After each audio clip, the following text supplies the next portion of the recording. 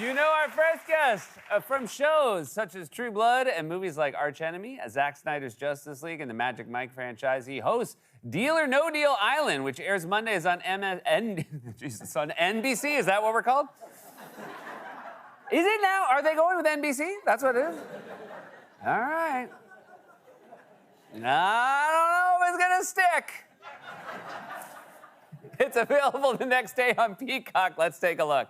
There are 2 different locations within the maze containing cases. Low-value cases in one area, high-value cases in another. Everyone has an important decision to make in terms of which case to go after.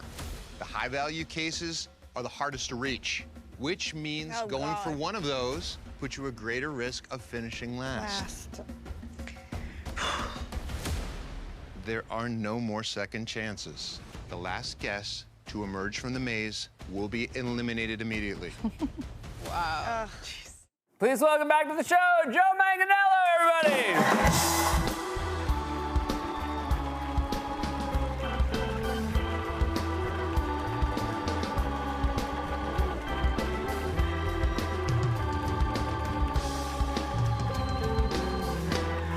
Oh my God, looks so sharp. Woo, thank you. Payman Ume makes these great suits for me. I feel like you're taking advantage of being off the island now. You can wear your proper suits. I'm not sweating through everything. I don't have to have 4 of everything. Yeah, so this is Deal or No Deal. We're all familiar with that show, Howie Mandel hosted. But now this is on an island, and it seems to have sort of the elements of a Survivor-type show to it. That's right. Yeah, actually, the entire crew from Australian Survivor came up and were our crew.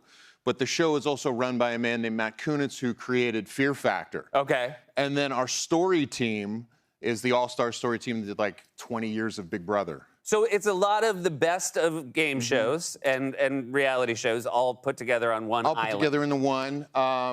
With a bit of a depraved billionaire owns this island, invites 13 guests to his island in order to find his equal. Yeah. It is a real reminder, you know, when a billionaire invites you to an island, just think twice. It's topical. It's topical right now. Very topical. But And so there are cases hidden all over the island. That's right. $200 million is hidden in briefcases all over the island. So you gotta remember where you hide them. Me, You gotta NBC, which is what they're now calling themselves. If you come back and you're like, we lost some of the cases, that's gonna be a bad scene. Joe, get back out there. Get back out there. Yeah, go find that case. Yeah. And there's some familiar faces for people who like this kind of show. For people who like this kind of show, myself included, I was a Survivor junkie, and when I got to the island, they said, "Oh, well, you know, Boston Rob's flying in this morning." I said, "What's he doing here?" Yeah. They said, "No, he's one of the guests." I went, "Get out of here," you know. But of course, I had to hide that because it's up to the players to reveal that, or Rob to reveal that or not. Like, I don't interfere. So you're just doing so much hiding. All You're kinds hiding of hiding. cases, you're hiding guests. It's just so much hiding. Yeah, and then Claudia Jordan, who people know from Real Housewives, and also she was one of the original Briefcase Girls.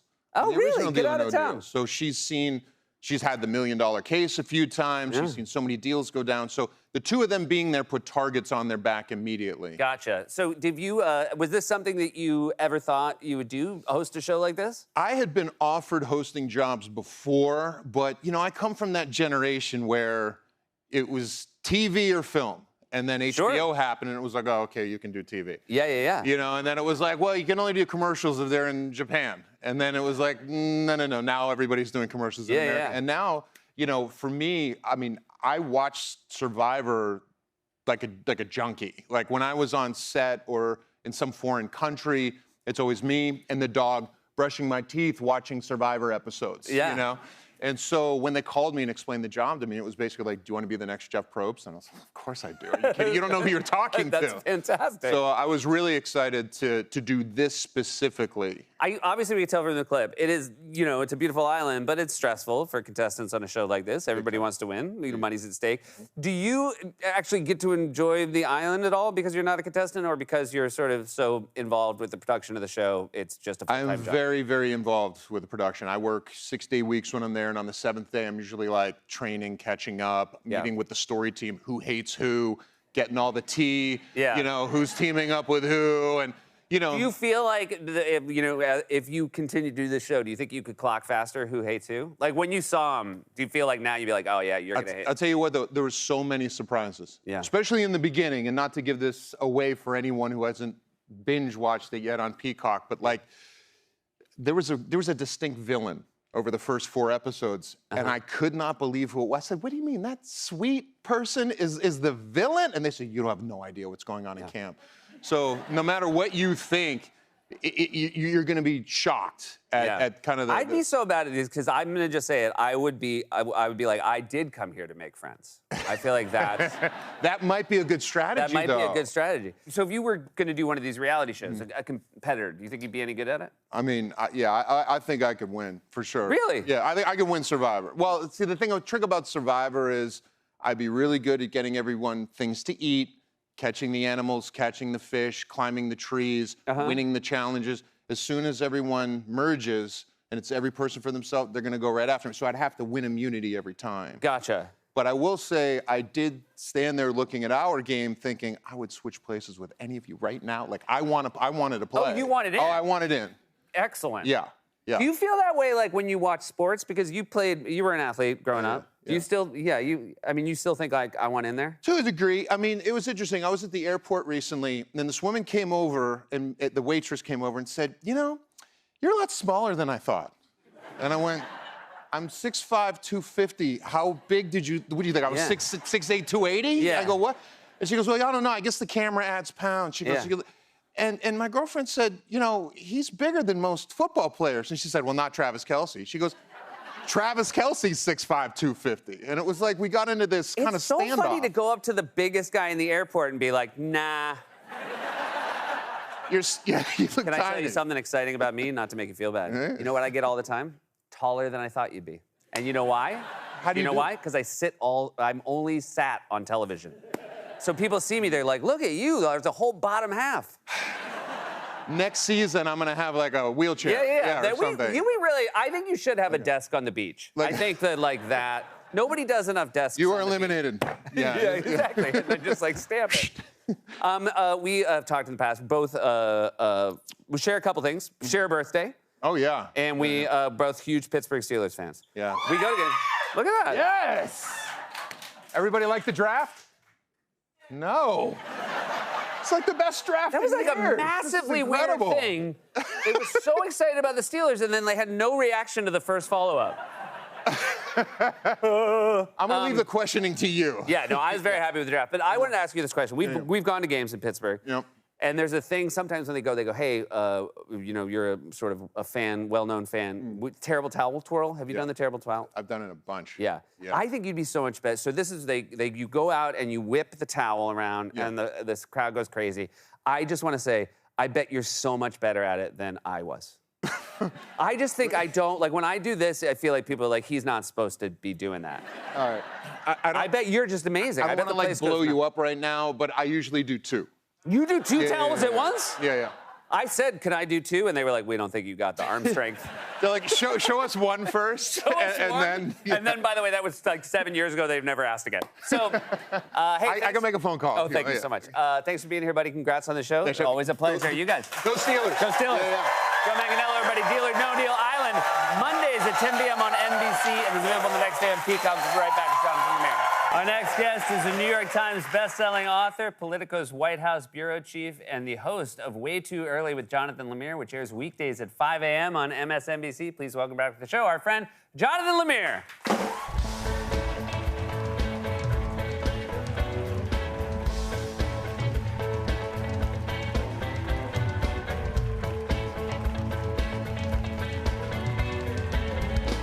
Welcome back. It's so, I'm always so flattered when you make time for us, considering you got to this building at what time?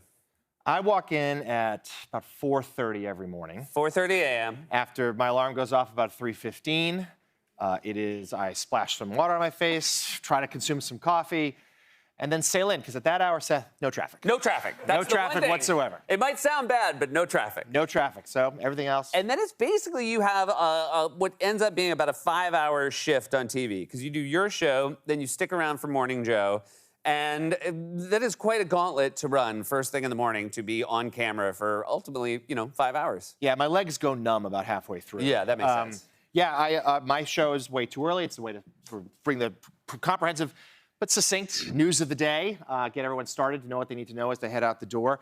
And then I'm flattered to have a perch on Morning Joe for the next 4 hours. Joe and Mika and Willie have built an institution. This is I really enjoyed this headline. Governor Kristi Noem stands by decision to kill her dog. Yes, we cover the stories that really You matter. cover the stories, well, and there was an 8-person talking head boxes about this one. We had complete team coverage. Complete We flooded the zone, to talk about the execution in a gravel pit. It is very nice in this day and age to have something that everybody agrees on. And it seems like Democrats and Republicans all sort of collectively agree that she maybe shouldn't have put in her book that she killed her dog. A rare bipartisan issue. Yes. Where whether you're on the right or on the left, we agree that you, A, shouldn't execute your dog in a gravel pit. Yeah. And then B, shouldn't boast about it in your book. Yeah. And you shouldn't tell people the name of the dog in the book because Cricket doesn't sound like a dog who deserves it. No. Yeah, see? And especially Cricket, who was killed by the governor's own admission because too joyful, Yeah. too happy, wouldn't control himself during a hunt. Yeah. And there you go. It feels like everybody here is super happy we're still talking about it. Yes. I mean, we did it for 5 hours this morning, so what's one more now? It does sometimes must feel like when you're on sort of an 8-person panel like this, and Joe Scarborough, who I always enjoy that he calls you by your first and last name. Yes. Every single time. Every time. And sometimes he will have sort of, it feels like a comprehensive wind-up to the question. How many words in edgewise do you feel like you get during that 4-hour Morning Joe chunk? Comprehensive wind-up is delicately put. Thank you. Yes, I mean, I've been on the show every day for years, and it's still Jonathan Lemire every time. And yes, and Joe is, I mean, he is singularly talented. Joe Scarborough, remarkable at what he does. He'll be the first to admit he can be a little verbose. And sometimes he will start a question by calling out my name, Jonathan Lemire. Camera will cut to me. We'll be in a 2-shot. 7 minutes later, I'm still there, working on my facial expression, trying to remember what he asked me before he winds up. Well, you do a very good job. Both of you are very good at your Joe's the job, best. and it's very nice. Yeah, he does. He's a very good point guard. He runs the doubt. floor No doubt. incredibly well. You went to Columbia University.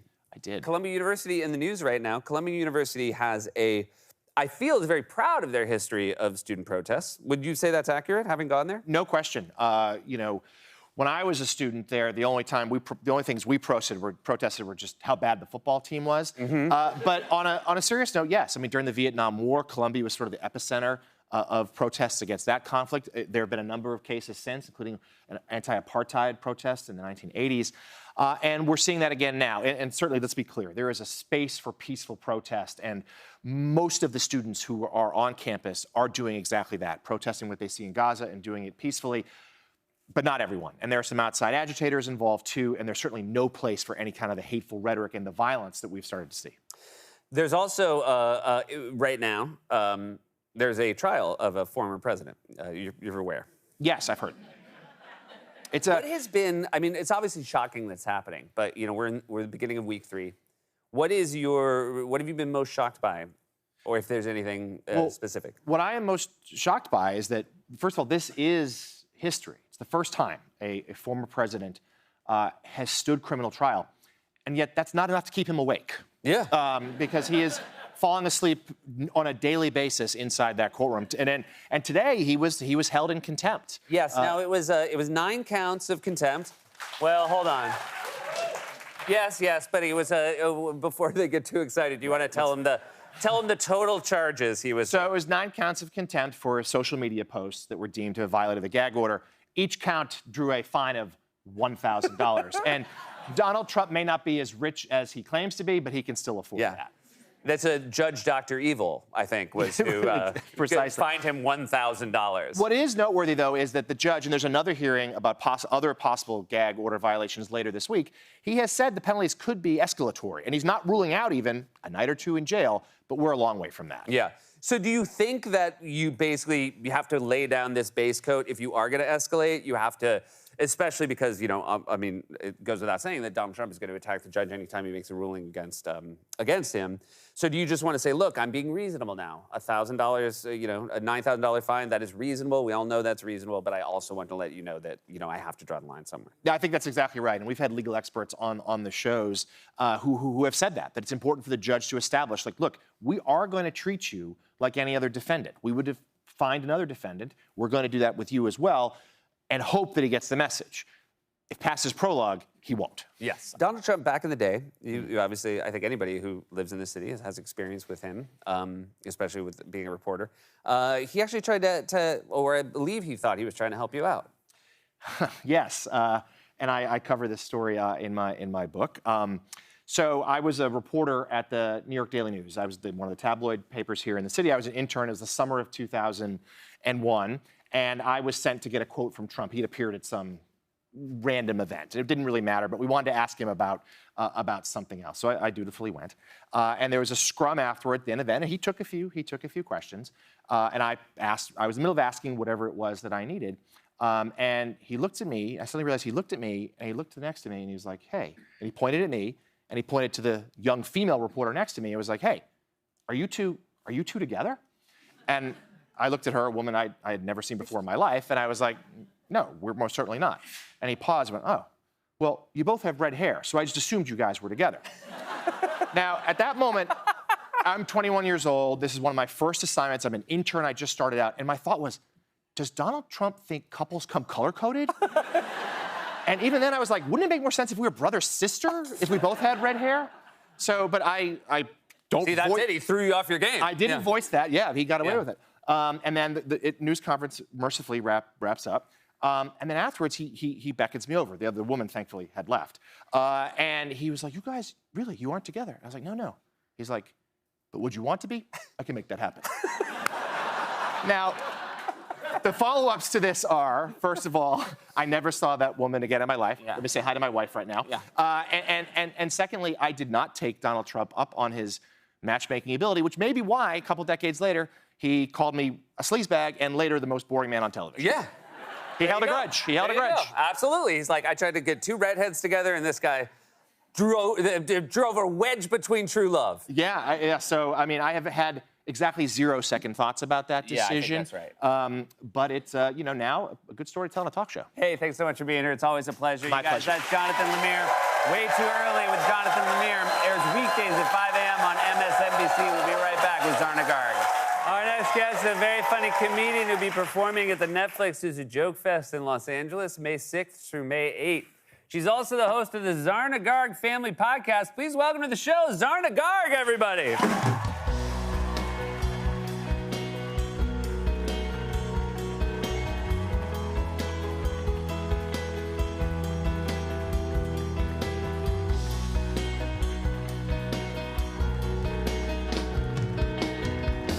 Welcome to the show, Zarna. Thank you so much for having me. I'm so excited to be here. I got to meet you. You were opening for Tina and Amy on their Restless Leg tour. You were so funny. I got to meet you backstage. Here's a lovely photo of the two of us. You also celebrated a birthday backstage with this lovely group of people. How was it working with Tina and Amy? Oh, I mean, first of all, I totally planned that whole birthday thing. It wasn't around that time, but I was like, why not? Oh, so the time that so you got the cake for yourself, not on your birthday. We just made it happen. Okay, great.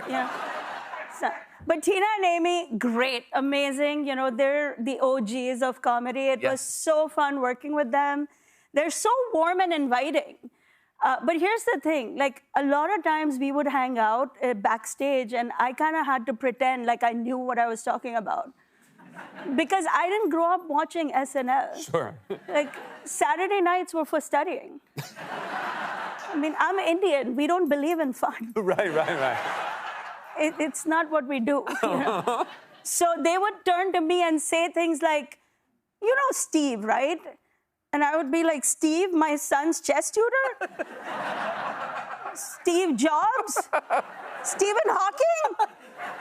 my mind would be racing, and I knew. Then I was like, oh, Steve Martin. Yeah, that's their Steve, right? That's their Steve. And do you know that Steve Martin, he's a big deal. Yeah.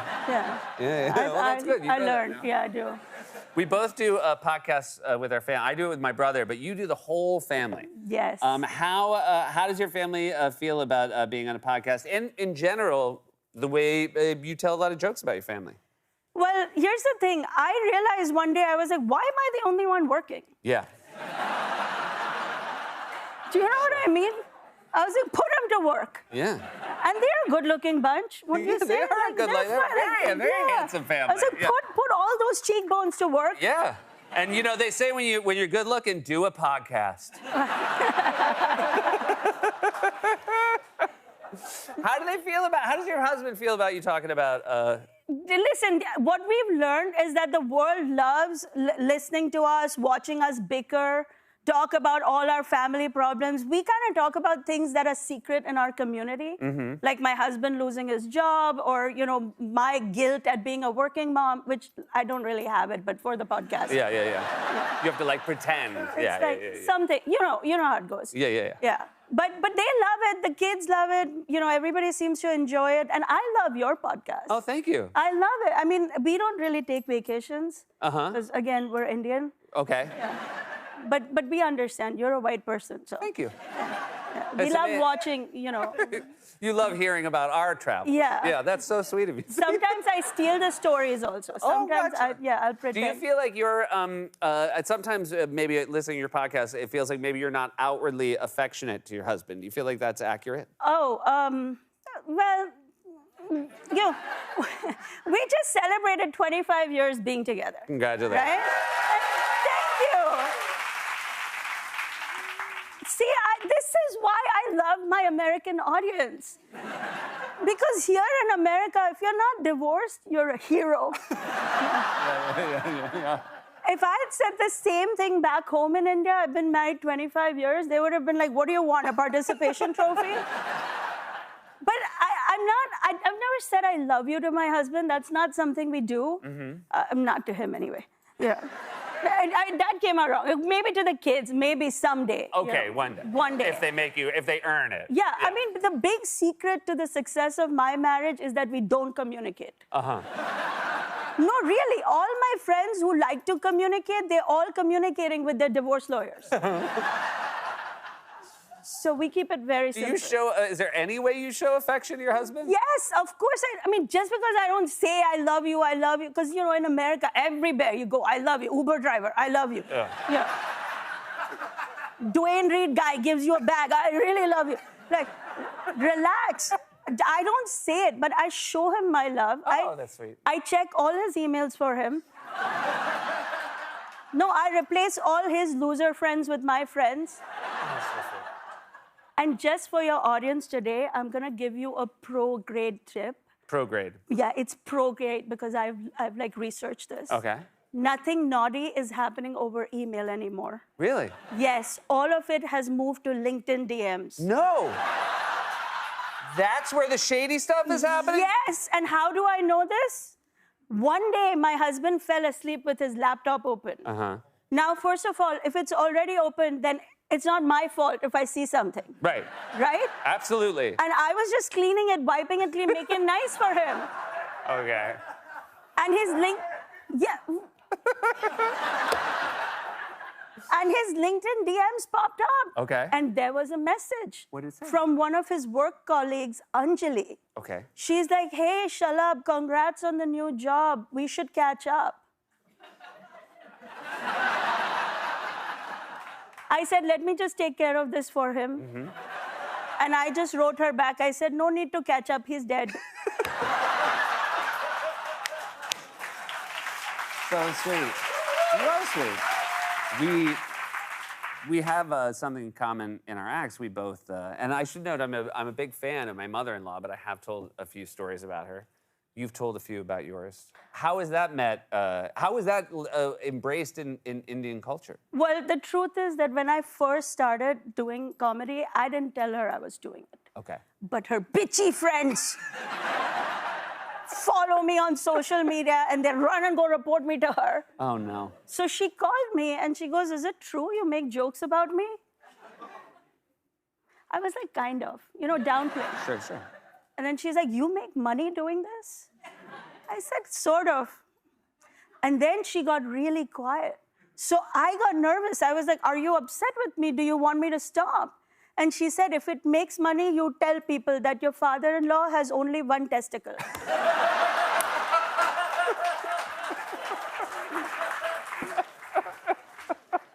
That's so kind of her. Yeah. You have you're touring with a new show called Practical People Win.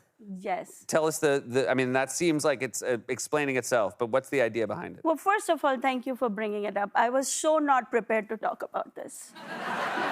But I am touring with my show, Practical People Win. Tickets available on my website. And this show is very, very simple. It gives people all the secrets on how to live a successful life despite all the nonsense that's going on in the world right now. Because there's so much going on, and I think somebody needs to say the most basic things. Like, you've heard this phrase, think outside the box? Yeah. Yeah, I'm not a fan of that phrase. Okay. What's your Personally, problem? I like the box. Okay. Everybody stay in the box. Okay. See, staying in the box is how we became the people who produce doctors, engineers, CEOs. You know how many CEOs are Indian in this country right now? How many? Lots and lots. Google, Microsoft, IBM, you can name it. So many of them. And like the Indian CEO is like the new Labradoodle. Okay. Everybody wants one. Everybody wants one. Everybody wants one. It's a thing. Like the spot opens up and they're like, but somebody needs to say it because in America, they tell the kids, you can be anything you want to be. And here's the thing. I'm happy to tell somebody that your 5'6" kid is not going to play for the Knicks. Yeah. Right? But he could become a statistician for the Knicks. And they also get free tickets. That's not bad. That's not bad. Right? Is it true that you have an issue with children's books? Because I wrote one. Yes, I know you wrote one. And I liked your book. I really did. It's about the bear that's scared to make friends and all of that. Yeah. I like the book, but you really didn't have to go through so much trouble. I could have fixed this bear's problem very quickly. If he just joined Doctors Without Borders, he would have a lot of friends. Okay. But I do have a problem with children's books today because children's books in America all tell the kids the same thing. If you dream it, you can become it. If you imagine it, you are it. What even is it? Yeah. Right? Not a single children's book in America tells kids to shut up and study. You have kids, right, Yeah, Seth? I have 2 boys and a girl. 2 boys? Well done, Seth.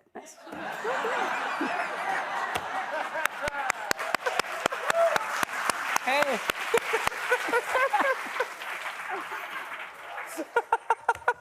Wait, Look, the one girl you can't feel bad about because like every family gets a challenge, Yeah. But these kids, they need to hear it. You know You what I have mean? a poem, a very helpful poem. Well, I wasn't gonna do this, but because I love your show so much, I'm gonna make this a world exclusive right here just for you. You're gonna share a poem you've never shared. I'm gonna share a poem. I was saving it because I'm writing the first ever practical parent's guide to parenting. Okay. And my book is called It's Never Too Late to Take the MCATs. Okay. Would you like to hear a snippet? I would love to hear a snippet. Okay, thank you. Just one second. Okay, you Just- brought this. Yeah, it is an Indian auntie pocket. I got to. Okay, gotcha. Yeah, I have it. Okay, here goes. You ready for this? Yeah. Okay. People tell their kids they can be policemen, firemen, cowboys, or astronauts. All dangerous jobs that don't pay a lot. We make our kids study and focus on the practical. Science, technology, engineering, mathematical.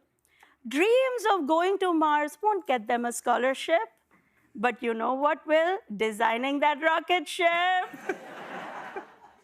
In reality, you can't be anything you want. That's just the facts. But here is the good news. It's never too late to take the MCATs.